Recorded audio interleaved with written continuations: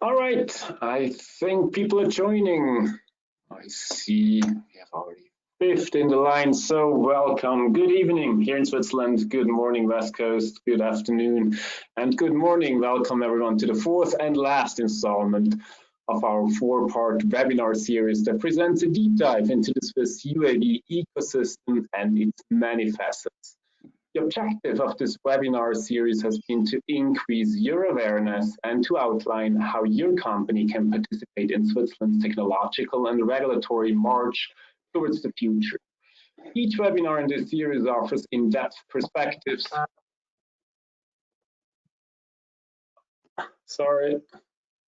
Offers in-depth perspectives and will give you hints how you can go into the future in Switzerland. The focus of today's webinar is testing and refinement, and the goal of this presentation is to highlight some of the unique infrastructure to support organizations in Switzerland that you can engage with, as well as hear from a couple of companies who are successfully using Switzerland's ecosystem as a backdrop to their technical and commercial developments. Briefly about us and about myself, my name is Lukas Sieber and I will be moderating today's presentation. This webinar series has been co-developed by my organization, the Greater Zurich Area, as well as the organization known as Invest in Switzerland. My colleague from Invest in Switzerland, Matt Julian, has been moderating the 1st and the 3rd webinar and is also on the call today. Now, I would love to take just a short moment and to thank the wonderful people in the background that actually made this possible, that make the drone tour possible. Let me thank Pierre, Yves, Early, and Elisa Nessi from Invest Western Switzerland, but I also would love to thank my dear colleagues, Beryl, as well as Milena from GZA, for supporting us throughout the year, moving the dates, coordinating, adjusting, and of course, at the end of the day, putting it all together. Thank you so much. It's been a pleasure working with you. Well, just a few words about what we do, what Invest Western Switzerland is doing, and what we are doing, Greater Zurich Area. The common goal of our organizations are to act as a single source of free support and assistance to companies interested in exploring business expansion opportunities in Switzerland. Those can be scientific collaborations, those can be partnerships, and of course, classical business expansions. Just a few words on housekeeping. Before proceeding further, let me acquaint you with what you see on the screen. The webinar will be 1 hour in duration, 45 minutes for presentations by our panelists, and we'll reserve about 15 minutes at the end for a Q&A. If you have questions, please submit them in the box on the right of your screen, and we will do our best to answer them during the session. If you are unable to respond to your specific questions today, we will reach out to you after the session. And if you'd like to reach out to any of us directly, our email addresses are being made available throughout today. And of course, I also would like to mention that we will record today's session and we will YouTube it and make available after today's webinar. Let me talk a little bit about the Silicon Valley of robotics as Forbes framed Switzerland. In the past, Switzerland has established itself as a leading location for innovation, testing, and deployment of UAV technologies in a highly regulated but open skies environment. Our regulatory authorities are working closely with industry and the counterparts around the world to develop tools, digital technologies that will ultimately lead to an integrated and safe airspace. Switzerland offers a unique opportunity for companies to innovate, test, refine, and ultimately deploy the technologies in the real world, enabling the collection of invaluable experience and data that can be directly applied to the broader commercial market. So now it is my great pleasure to introduce all of our panelists. As soon as I'm done with the introduction of our panelists, I will give the screen or the floor, as you like, to the first panelist, which will be Andrea Marrazzo. He is Head of Autonomous Delivery and IoT Blockchain at Swiss Post. Andrea works for Swiss Post as Head of Autonomous Delivery. He has been responsible for Swiss Post's drone project since the beginning and has led the development of the existing use cases. With the autonomous delivery program, Swiss Post wants to look a few steps into the future to understand how autonomous technologies will influence logistics in the future. We're very excited to have you here and look forward to your presentation. Let me briefly introduce Tom Rehwinkel, Head of Regulatory Affairs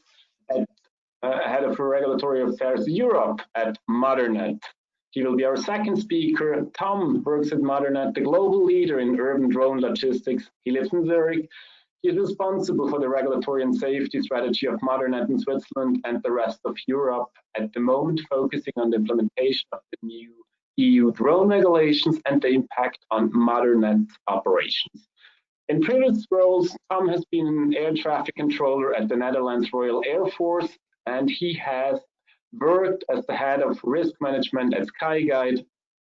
Tom studied law at the University of Leiden and graduated from the Royal Military Academy in Breda, both in the Netherlands. Then, as a third speaker, we're going to have Andrea Perca. She's an airspace engineer, innovation and risk management at the Federal Office of Civil Aviation, or in short, FOCA. Andrea joined the Swiss Federal Office of Civil Aviation as airspace engineer in the Innovation and Digitalization Department and is currently responsible for operational approvals. Prior to joining FOCA, she was active in the domains of aeronautical data and system-wide information management. Andrea is an air navigation engineer and holds a master in aviation management. Last but not least, we will have Andreas Lamprecht, Airmap's CTO, with us.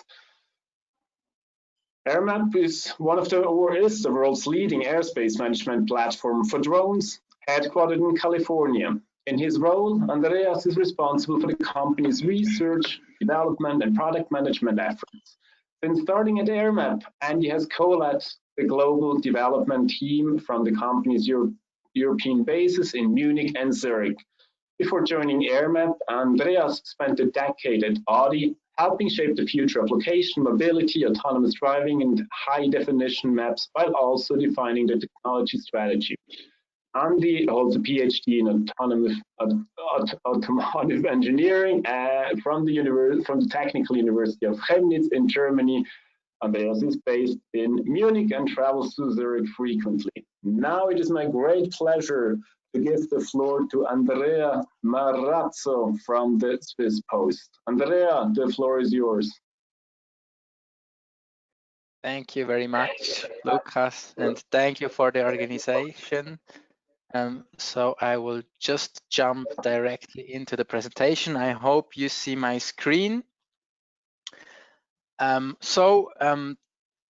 of the first discussions or questions we always get is how do we partner or how do we proceed in such innovation projects when we start with a new topic? So that's exactly the goal. What I want to go through and explain to you guys is how do we tackle it on Swiss Post side, which steps do we take, and how do we work together with startups. Of course, with the example, you see it already on the screen with the Matternet drone. So Tom Rehwinkel will also share his side of the whole story, which is great. And I go through it. So basically, what I would like to show is which steps did we took, now talking about the drones journey, which we really felt that it started with the feeling also in public from playing around to a real application where we are standing now within those 5 years. And just so that you have a feeling about which steps it took and how the travel was, I want to show you or go through it a little bit. So in July 2015, that's more than 5 years ago now, we started our first trials together with Matternet around Bern with the first flights we had. And it was really, first of all, to get an understanding on our side about the technical capabilities, what is possible, what not. But on the other hand, also, it was for gaining the understanding, what do we need on the regulation side? So what does a regulator ask for, which processes, documents, and so on have to be filled, and so to be able to run these things.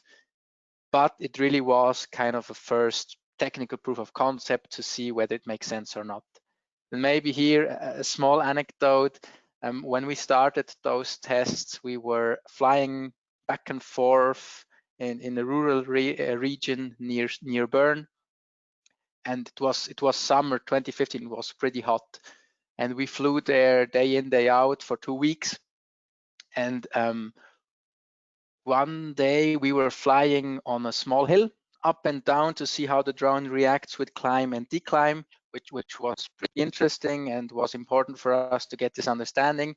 And when we were standing on the hill on the top, a man approached us with his 2 grandchildren, and they took pictures of the drone, and we were talking for quite a long time. And in the end, when he was leaving, he turned up to us again and he asked us, but the things you are doing here, that doesn't count as working time. That's just for fun. So 2015, it really was, we really got the feeling of those drones are just something to play around. And it took 5 years to be there to arrive to a spot where we are now, where real application are set and everyone understands that there is an impact which we can reach with drones. So after that, it took almost 2 years to get the first commercial pilot. That was in Lugano, where we started in, I think, March, flying real blood samples from one hospital to the other. Directly after that, of course, we also partnered since the beginning with Matternet. So after these first pilots were done, we also invested into Matternet to show that we are committed in going forward there. End of the year 2017, we started the real operations, so regular operations, flying back and forth. 2018, we were then scaling up. We were flying in several regions, Bern, Zurich. We also had other regions in discussions to be prepared. 2019 wasn't the best year for us regarding media coverage. We had 2 incidents which we had to go through, which in the end was great because we learned a lot out of these 2 incidents. And since end of 2020, we are flying again in Lugano as in Zurich. So everything is going back to normal, and we are now scaling these operations. So basically here you see kind of the milestones which we normally go through. So it is a technical proof of concept, then also proof of concept regarding regulation, what we have to fulfill, then first pilots, then we go on into an operation, and as soon as we are there, we then start scaling it up. And that's always something we do together with our partners. Maybe a little bit more in detail about what we are doing. So I'm not sure whether you are aware of the operation in Lugano. So there we have a customer, which is a hospital group. It's the cantonal hospital from Ticino, so from the canton of Ticino, where we have connected 2 hospitals, the main hospital and a smaller hospital, which is in the center of the city. And we transport the blood samples from the smaller hospital to their main lab at the main hospital. That's basically the point. And why are we doing it with drones? You see it in the picture. It is a city, so traffic can get jammed up pretty hard. And if you want to transport blood samples by a car, it gets sometimes pretty slow. And with the drone, of course, flying as a crow flies, it's pretty easy to predict how many minutes or even how many minutes and seconds the transportation will take. So that's one of the first, that's basically the first cases. We are flying beyond visual line of sight, fully autonomous, but I'll hand over these topics to Tom. Tom Rehwinkel will then be able to go much more in detail than me. But basically that was the first case, transporting blood samples for a hospital in in a city, basically. So here you see it as the crow flies. It is 1.1 kilometers. If you would have to go by car, it would be 2.5, 3 kilometers, something like that. Plus there are always and everywhere traffic lights, which are on. Then the second case is in Zurich. We started in January 2019. Now we restarted this year after the incidents. The case is the same. We are transporting blood samples from the university hospital in Zurich to their specialized lab at the University of Zurich. And also here we do these transportation on a daily routine, and the transportation time gets just lowered a lot if you do it by drone rather than by car. Then one of the most important questions we always get asked is, if you have a look into the future, what will change or how will your role change? And that's something which is on our side very important, and which is also interesting for startups or companies which want to partner with us, is that of course we say that the role we have today won't be the one we will have long term, because of course technology will evolve and all those things will lead to another approach on our side. So having today our organization where we have just a very selective number of transports, which mean one case, fixed routes from A to B or business to business, go on in some years where we will be able to fly 24/7, 365. So basically every time, still with fixed locations, and of course long shot, long term, being able to fulfill B2C deliveries with drones, fully autonomous, that's where we are looking to, or that's where we want to be. And also our role changed from business development lobbying to a service provider in midterm and long term, of course, being able to provide a full service, a full transportation service for the customers. And to achieve that, of course, we need startups, partners, companies, suppliers, which help us build this ecosystem, just because that's not something you can build on your own. And that's where we stand, and that's also how we get in touch with Matternet and build up this solution for the drone case. And that's normally how we tackle those things and go through. I'm already through my presentation. I don't want to waste too much of your rest time, just to give the other guys in the call or in the webinar the possibility to go on. So thank you very much. I hope you enjoyed it, and hear you later. Thank you. Thank you so much, Andrea. If you have questions for Andrea Marrazzo from Swiss Post, please don't hesitate and add them to the panel to the right, and we will tackle them at the end of the webinar. And now it's my great pleasure to give the floor to Tom, representing Matternet. Tom, the screen is yours. Thank you so much. Thank you, Lukas. Tom from Matternet. I will guide you in the next 10 minutes through my presentation. So as mentioned before, it's about urban healthcare logistics in the Swiss environment.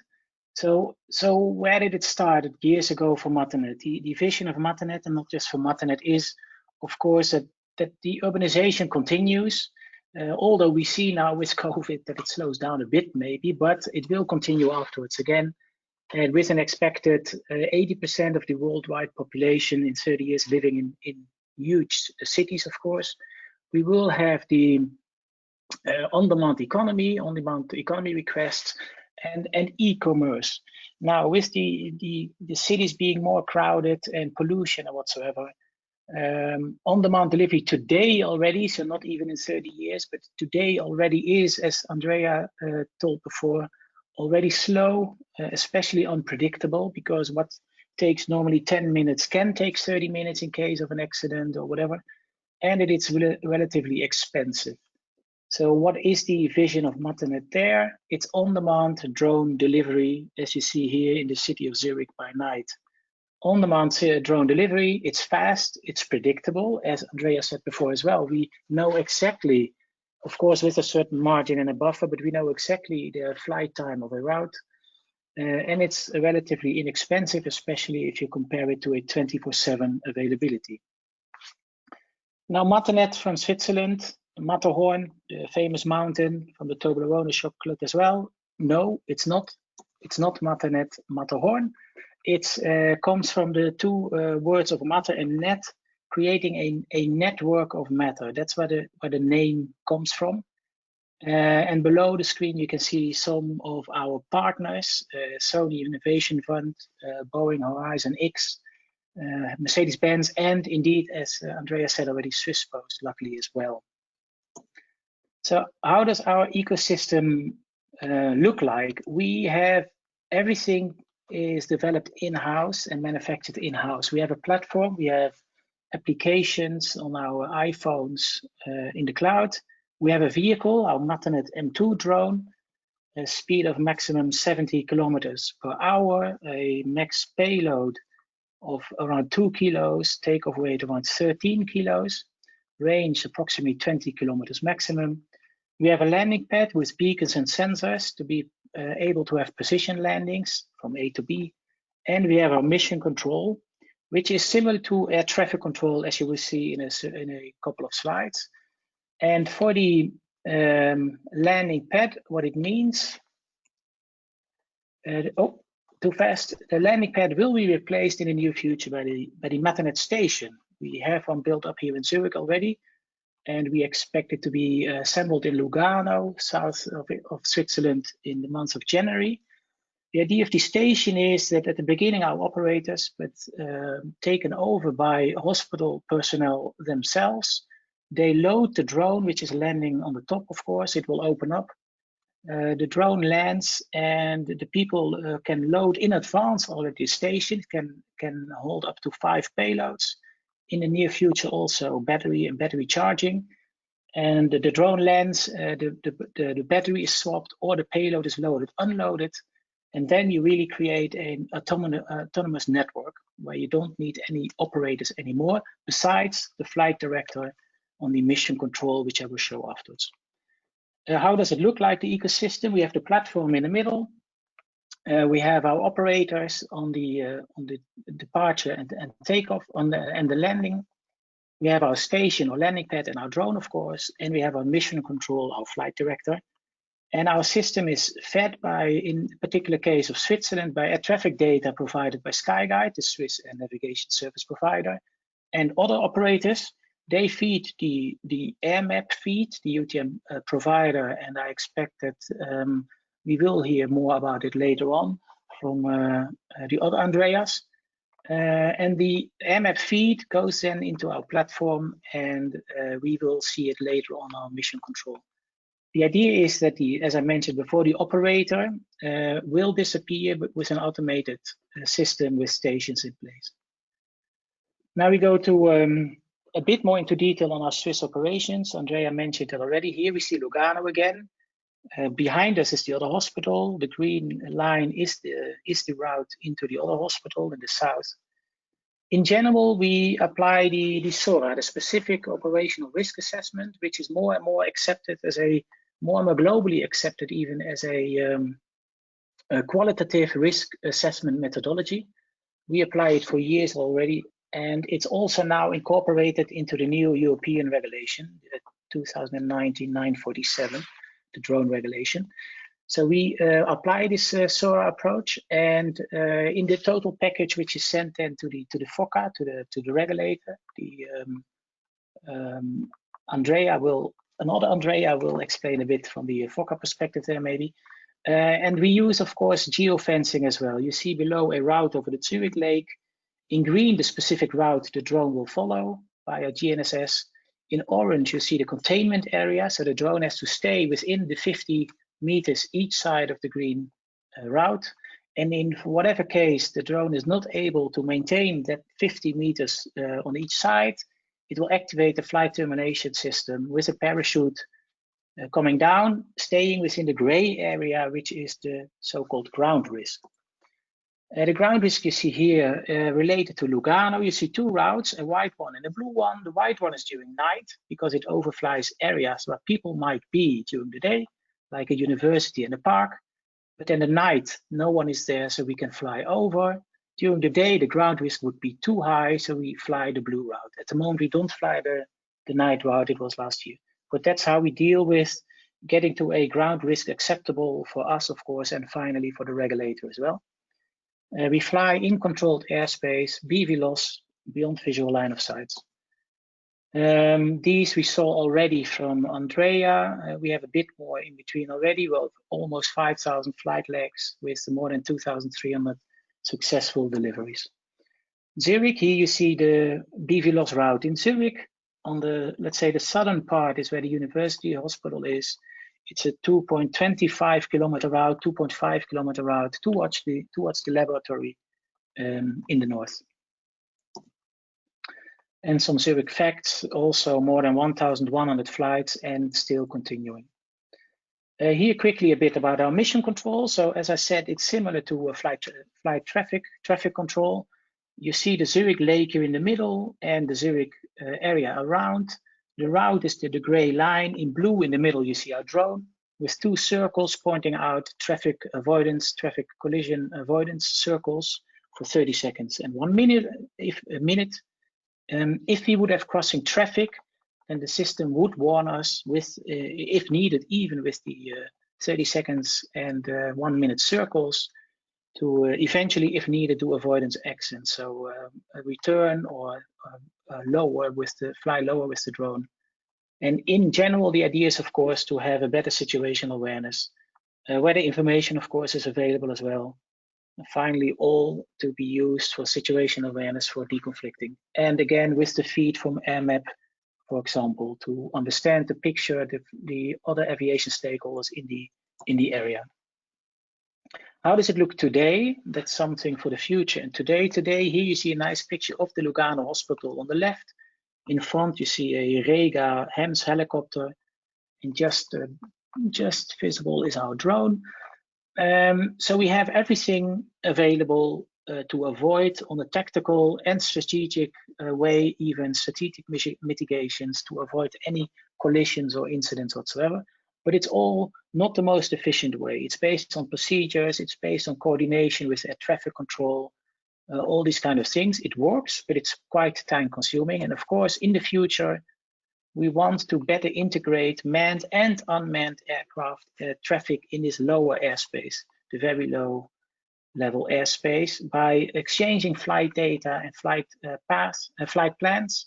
Again, there, of course, one of the key players is a company like Airmap, an interface with the ATC, Uspace, UTM, what we are trialing here in Switzerland with the SkyGuide, the air traffic control company here in Switzerland, and dynamic geofencing. So depending on crossing traffic, time of the day, whatever, you could think about a dynamic geofencing, and in general, improve airspace surveillance and cellular connectivity. Then one of the questions is, why Switzerland, when it's not about Matterhorn and Matternet? Here is a picture I found on the internet. It's Switzerland Innovation, which is a company as well, but that's not the idea. It's just a symbol of Switzerland being as innovative as it is, because last week there was the new World Talent Ranking again of talent ranking, and there again, I think for the 6th or 7th consecutive year, it was Switzerland on top there, and that makes Switzerland, it strengthens itself, of course, because if you then continue, it is you have the ETH, you have the Zurich University of Applied Science, you have a very pragmatic BATSL, Federal Office of Civil Aviation, very pragmatic in explaining and applying the present regulation in Switzerland. We ourselves have a very strong partner in Swisspost, of course, which is also very important. And one example is the application from SkyGuide, the app, in the Swiss Uspace, showing the innovative mindset of SkyGuide. But I think in general, what is key here, and I think that's where Lukas started with, I can just copy paste one of the first slides he showed, and that's the one of this one with the disruptive companies and the world leading institutes and whatsoever. And that's really, we are expanding towards Japan and in Germany and whatsoever, but I think Switzerland will always be the cradle. We will always cooperate here with Swisspost, mainly because of the innovative mindset Switzerland has in general. Thank you, Lukas. Thank you so much, Tom. That has been really, really interesting. If you have questions for Tom, please don't hesitate to share them in the questions panel to the right. And should you feel like watching and seeing Matternet's beautiful platform, go to YouTube, and it's one of the latest YouTube videos by Matternet. You can see the news station. It's a gorgeous thing.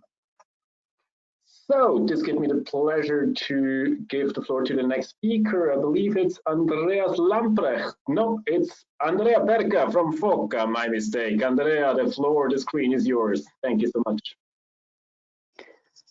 Thank you as well. Good day, everybody. I hope you can see my screen and you can hear me.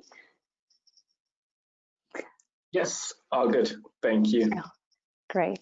And thank you for organizers the webinars and for the invitation. My name is Andrea Perca. I work as an airspace engineer in the Innovation and Digitalization unit of the Swiss Federal Office of Civil Aviation. And in this presentation, I'm just going to give you a short overview of how we approach the unmanned aircraft operations from a regulatory point of view.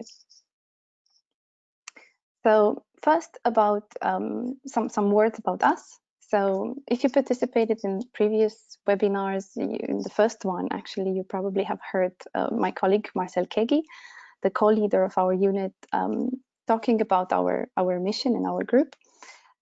If not, I would suggest that I would encourage that you have a look at it for more details. But in short words, so we deal with new technologies.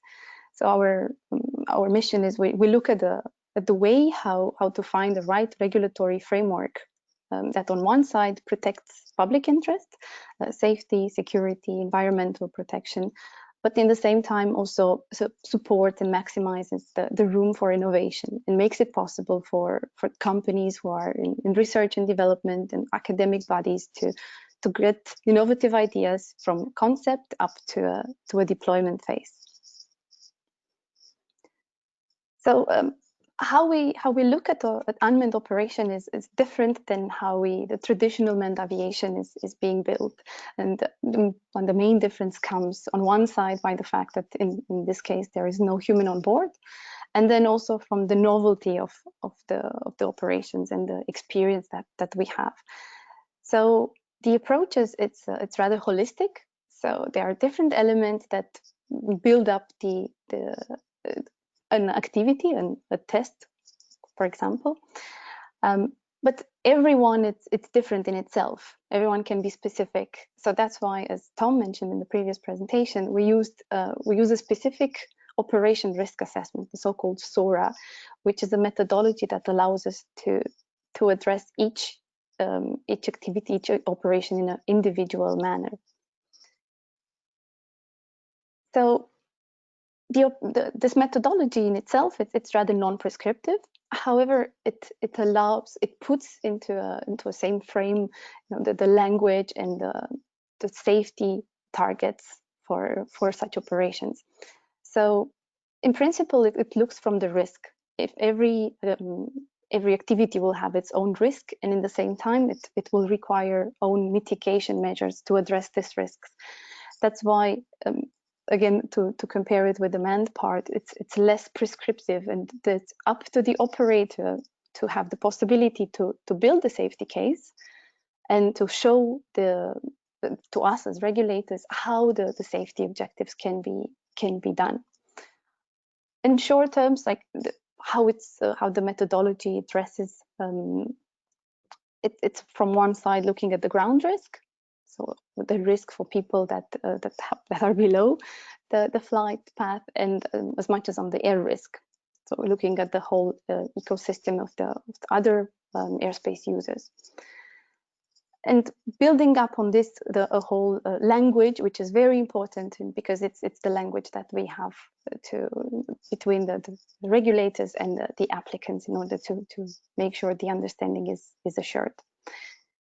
We use it in Switzerland since a long time. We also contributed strongly to its development. It started here, and it's in the process of becoming also a global standard. It is an iterative loop. So as I mentioned before, it's not a checklist that it's done and finished. It's rather an iterative process in which, based on the safety case, which takes into account the ground part, the air part, a safety portfolio is developed, which then receives a feedback, and further on it gets enhanced until the safety objectives are met. That's why the know-how of the methodology and the language behind it, it's key to make sure that the safety case is properly addressed. As I mentioned before, so we use it strongly, but it's also an emerging global standard for drone regulation. So this means that an operation which is being assessed based on SORA would be seen also on other parts of the world, and it would sure ease the process of getting operational approvals from other locations. In terms of cooperation, I mean, we are very much committed to it, and for us it's very important that we have an open and productive exchange with institutions, like universities, and also other members of the ecosystem, because it's where the know-how gets developed, and the exchange of it's key for making sure that everything gets developed in the right direction. We also work closely with the FAA, which we have also a declaration of intent, but also standardization bodies and other groups of industry, and also the international organizations such as ICAO or GUTMA, for example. Thank you once again. If you have questions, I'm looking forward to it during the question and answer phase.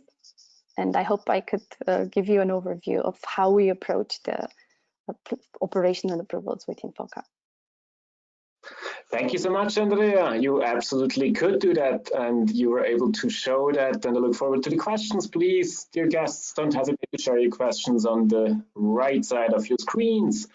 Last but not least, I have the great pleasure to introduce Andreas Lamprecht, CTO of Airmap, and of course also a title you have is Honorary Ambassador of the Greater Zurich Area. Andreas, the screen is yours. Thank you, Lukas. Thank you very much for the opportunity to present here. My name is Andy Lamprecht. I'm from a company called Airmap. And as the name implies, we kind of make maps for the air and associated functions with it. I would like to show you a few of our core value added capabilities that we provide to basically two sides of the spectrum. They all arise from a common problem set, which is that from growing activity in the airspace, there is an overwhelming problem that comes across where traditional workflows just are at its scalability limit, because you have lots of humans in the loop, and you have just procedures that are not meant to be used by thousands and thousands and possibly even millions at some point participants in the airspace. And that's where UAS traffic management, UTM, can help. In Switzerland, or more I should say in Europe, people have chosen to not use the term UTM, but come up with with a separate name, which is Airspace, but basically it's the same thing. So just to avoid confusion, it means the same. I mentioned earlier there are a number of stakeholders that UTM is really trying to connect. In order to simplify a little bit, you have on the one side people who manage airspace, who are responsible to oversee what is happening in the airspace. And then on the other side, you have the people or the users of the airspace. So people who want to access airspace to conduct services. And UTM caters to those stakeholders. And Airmap this is very much a topic that is very much subject to regulatory development and standardization worldwide. And Airmap, as you can see on the world map here, has really focused its activities in the US, where we were founded. We're basically a US startup still. And then Europe, with Switzerland being our main hub currently for use-based development in the European continent, for good reasons. It's a bit abstract always. What does it mean, UTM? What are the products? What are you selling? So I wanted to just briefly share some of our product. UTM Center, that's a tool authorities can use to manage flight approvals. Airboss is an application an operator can use to do flight planning. Traffic Viewer is something also authorities or, for instance, police stations, but also enterprises can use to see and determine if is it safe to fly or who is flying. So that's a real-time view. Airmap for drones is a consumer application that recreational drone pilots or also professional ones can use to just orient themselves and find out what kind of rules apply for them for a specific flight if they want to go up in the air and fly. And then we have all of these services that are powering those products available in a developer platform. So you can connect with your own application, much like Matternet did, for instance, and Swisspost. So they don't use the Airmap for drones application to determine if it's safe to fly or not, or the traffic viewer to receive the surveillance data about activities in real time. They connect to our developer platform, and then they can create a much more embedded experience into their tool suite that they have. To show a little bit about the complexity and in the end why we chose to do so much activity in Switzerland, UTM is very much deviating from the previous model where you have just one authority who defines the rules of the air, and then one authority who is tasked with the operational management of making sure nobody collides. So in manned aviation, you typically have one civil aviation authority and then one air navigation service provider. And that's it for UTM in the future. And this model here is very important. It deviates from this model. You still have one air navigation service provider, and you have one kind of overseeing civil aviation authority, but then you have this what is called competitive or open industry environment, where you have multiple service providers that are competing against each other. So very much like in the mobile phone space, where you as a user, you can choose if you buy an Apple phone or a Samsung phone, and then you can choose if you go to Swisscom for your data contract, or to Vodafone or to T-Mobile. This is what the future of traffic management will also look like. And it's very helpful for us that Switzerland has these quite close ties with the United States, with the Federal Aviation Administration, and also to NASA, because essentially through the way Switzerland is then influencing Europe and influencing the rulemaking process of the European Commission and the EASA, we are now looking at a future where those two models in the US and in Europe are very much the same, more or less. There are some differences, but largely it's relatively similar. Our engagement in Switzerland primarily focuses in our partnership with Skyguide. We are a technology provider to them, and basically supply technology to them that lets them automate and digitize the process of getting approval to fly in controlled airspace.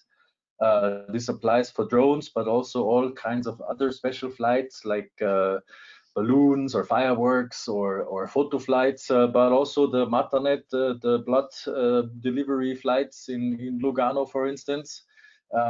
This will in the future be, we're actually quite soon before this product will be launched publicly, and then you don't have to use a paper-based process anymore. You can digitally submit your flight requests and get approval for it in a shorter time duration as well. Many more use-based services are coming up. We're not only talking about flight authorization, but for instance, also something that we now developed in the implementation program of use-based in Switzerland, which is hosted by the Federal Office of Civil Aviation. It's called SUSI, Swiss Use-based Implementation. And the capability that has been developed there and tested this year is about remote identification. So, you know, it's very similar problem to cars. You have not only good actors, but also some who don't always obey the rules, and this creates some need for determining who is the responsible entity behind a flight. The only problem is with drones, you don't have a license plate that you can take a photo picture of and identify the the operator or the owner of the car. You need something else because the drone is up in the air. So industry has come together already in 2019 and 18 and developed an industry standard that allows you to do that, to remotely identify a drone. And in a group of industry collaborators, there's about 10 service providers currently in this group, and the FOCA, as well as multiple public safety authorities who are kind of users of the system in the end. We developed a national test bed for this. Our activities that are included in this are, for instance, legal documents that regulate or govern how the data is shared between the different stakeholders, test plan and approval conditions on how to mature the system and make sure the performance is up to the desired outcome. And of course, lots of system maturity, because wherever you test, you find bugs and then you correct them. Most of this work is freely available to the public currently. If you go to susi.swiss, that's the URL, you can find the material. Some of it is licensed under a Creative Commons license, and then there's more activities coming up in the near future, because this testbed is going to be launched live. It's called a soft launch, where people can then on a voluntary basis use the system, and we get more experiences with it and get to also influence the regulatory implementation, of course, with these learnings in the future. So overall, we're very happy with our engagement in Switzerland, first and foremost because it's kind of a perfect storm of parties that come together, lots of industry and startups that come out of the universities with lots of talent in the drone space, in the aerial robotics space, an air navigation service provider who's really leading the charge across Europe in establishing operational experience of those use-based volumes. The government with the Swiss FOCA primarily involved in shaping the regulations and enabling those complex operations. And of course, lots of drone enthusiasts and aviation enthusiasts in general in the Swiss citizenship environment. So that's what drove our decision to come to Switzerland already back in 2018. That's it. Thank you very much. Back to the host. The host am I. Thank you so much, Andreas. Highly interesting. Let's now tackle some of the questions we received. Let me quickly share. That's exactly what I wanted to do. Thank you so much. So a few of the questions we received. Let me just make that full screen again. Of course, they focus on the different testing opportunities in Switzerland, and talking to UAV companies in the US. BVLOS is certainly a big accomplishment. BVLOS over cities is extremely difficult to accomplish, and sometimes coming from the US, something that that takes years and years in preparation. However, in Switzerland, we have seen that this is possible in a short period of time. Andrea, Perca, what is the best way for a startup, for a company anywhere in the world to launch tests in Switzerland, like BVLOS, but also Swarm or night flights? What are the first steps companies need to take to be able to test in Switzerland technologies that are hard to test elsewhere in the world? So you mentioned BVLOS operations. By the law, this is something that requires an authorization from us, because in principle, like, depending on the risk of the operation, some require an authorization and some do not. When an operation does require, then it's the risk assessment that I presented before that we use as a baseline. And the first step from this regulatory point of view would be that companies get in contact with us, and depending on the individual situation, then a further assessment can take place. So there is not a default answer, because there might be different requirements on a case-by-case basis. But this first initial contact, it's important, because that's how we get to learn and we get to know what exactly is the intent. Sounds great. Thank you so much, Andrea, for that answer. Let me add to that. We've been talking about BVLOS. We've heard about BVLOS from Matternet and Airmap. We oftentimes receive questions on testing BVLOS in conjunction with night flights. We hear about swarm flights and even more complicated propositions. The same procedure again, companies can contact you, Andrea, Perca, and find a way to make it possible, or would you exclude anything beyond BVLOS as of today? So the philosophy that we follow, and it's actually the philosophy stemming from the SORA, it's that it's the operator who has the card, so to say. So it's the operator who has to build the safety case based on the operation that it's being followed, and with this safety case, the exchange with the regulator takes place. So there is nothing, so to say, from the beginning that stops development. So it's always a discussion around the specific operation and the specific safety case that, as I mentioned before, it's up to, as a first step, it's in the hands of the operator to build it and show that it complies and it fulfills assures the safety of it all.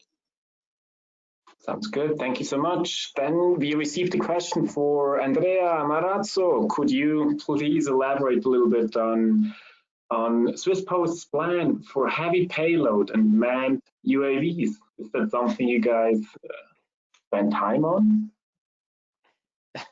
Good question. So of course we are looking in all those cases. Let's start with heavy payload. This could be interesting for us, so we were already thinking about it. The point there is, maybe to just take what Andrea Perca said, the point is having heavy payload means having even a heavier drone, which means that the risk if something happens is higher. So there, that's not something we felt safe to already really dig into it, just because with basically what we learned in the last 5 years, we said that's something which we first have to prove that the technology in small scale works before we start flying around a ton and then having a drone which is 4 tons, and if something happens, the risk of hurting someone is much higher. So there it is interesting. We are looking into it. We already have made some calculations which looks that there are cases, but not highest priority. And regarding people transportation, it's almost the same. And basically what we are always saying is moving that counts also on the ground. So if we're talking about autonomous delivery cars or buses, which we are also trialing, basically what you are moving is irrelevant. Normally if you just have a person in it, it is just something which you have to handle a little bit more careful than if it's blood samples or something else. But the concept of transporting something from A to B stays the same. And there it's the same thing for drones, where you are able to make people transport. Is the question is do we feel safe enough on one hand to transport heavy loads, and then the next step would be, are you safe enough, or do you feel safe enough to transport heavy loads which are human and are a little bit more sensible for flight maneuvers and those things. So it's interesting, we're looking into it, but we're giving it a little bit more time to feel or see still the technology evolving until we will go into it. That makes a lot of sense. Thank you so much, Andrea Marrazzo, for that answer. So the next question goes to all of you. Looking back at the last 5 years of Swiss UAV development and projecting to the next 5 years, what's coming? We've seen a rapid pace around development and implementation, for instance, with you, Andreas, with Airspace, but of course also with the launch of the test flights in Ticino and elsewhere in Switzerland. What's next on the Swiss UAV horizon? How can we keep the innovation as high as it has been in the last 5 years? Who wants first? I can take the lead. Thank you. I would say from our point of view, one of the steps that we look forward to, it's Airspace. So this is something that in the short term, hopefully, of course, it will depend on how the regulation will evolve and also the technology surrounding it. But I would, if I were to mention one point, it would be Airspace. Yeah, I agree to what Andrea said. I think for Matternet as well, the Airspace, the implementation of Airspace, connecting the manned aviation with the UAS, I think that's really key. We see it now in Zurich. We have a certain integration and that works well, but we need definitely way more ways of communicating in an automated way with other aviation stakeholders, making it easier to have operations, not just for us, but also for manned aviation, of course. I think that's key.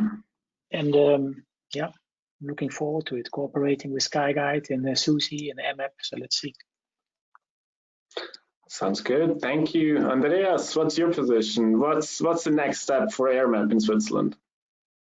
Yeah, I think two things. One is definitely the scaling of operations, making solutions much more robust, which also, and quite frankly, I mean, this is quite a change we're looking at, because the regulatory environment will be different, right? So in the past, we have been able to do kind of these individual flights on a one-by-one basis, and the theme, the headline was that everybody needs to learn. You can't assume that the regulator knows how these innovative new solutions work, and you also can't assume that those new innovative people know exactly what the regulatory safety requirements are. So you had kind of a disconnect that we were able to close by doing by just testing. But now, of course, that kind of leads into a new world where the target levels of safety is better defined and the systems are more mature. And so now, as Tom just mentioned, it's about scaling and growing and removing the friction. And that's still a process that doesn't come just from today and tomorrow.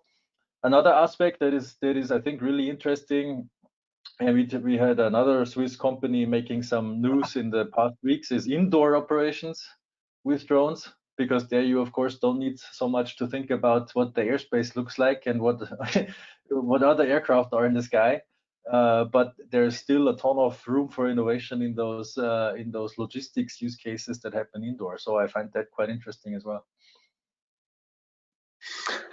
Thank you so much. I think we end the webinar here. We have a few more questions that came in. We will answer those bilaterally in conjunction with our speakers.